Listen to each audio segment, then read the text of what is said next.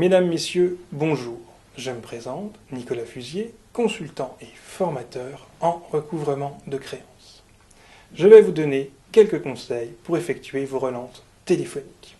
Tout d'abord, il faut comprendre qu'au niveau du recouvrement, effectuer des relances téléphoniques, c'est avoir une main de fer dans un gant de velours. Concrètement, vous devez être ferme pour obtenir le paiement, mais vous devez aussi ménager votre client et donc ménager la relation commerciale.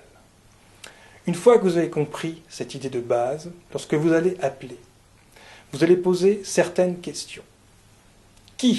Quel interlocuteur va me permettre d'obtenir le paiement de la facture?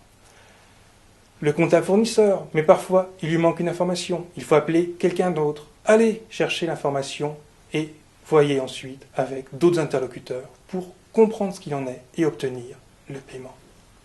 C'était le qui. Nous allons aborder le quand. Lorsque vous allez obtenir le paiement, vous allez vouloir une date. Je veux être payé le 15.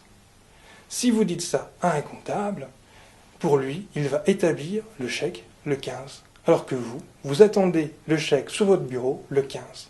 Alors précisez bien au comptable que vous voulez le paiement sur votre bureau le 15.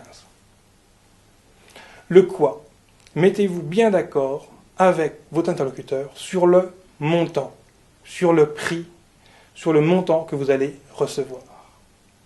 Ceci permet d'éviter nombre d'erreurs. On pourrait vous dire « J'ai dit à votre collègue que j'attendais un avoir, j'ai dit à votre collègue ceci ». Non, précisez bien le montant. Ensuite, le comment. Comment votre débiteur va vous payer? Précisez bien le mode de paiement. Allez-vous recevoir un chèque, un virement? Pourquoi? Parce que certains modes de paiement posent parfois des problèmes. Par exemple, un chèque peut revenir impayé, idem pour une traite. Voilà pour ce qui est de la relance téléphonique. Maintenant, quelques conseils pour réaliser vos relances écrites. Ces relances doivent être graduelles. Première relance, deuxième relance, troisième relance, mise en demeure. La mise en demeure va vous permettre de prouver avec son accusé de réception que vous avez contacté votre client pour obtenir le paiement. Alors, au niveau du texte, très simple, la première relance va préciser « Sauf erreur de notre part, nous n'avons pas reçu votre règlement ».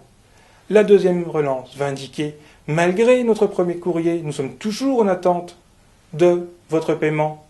La troisième relance va préciser « Mais malgré l'ensemble de nos relances, nous n'avons toujours pas reçu le paiement ». Voilà, je vous remercie.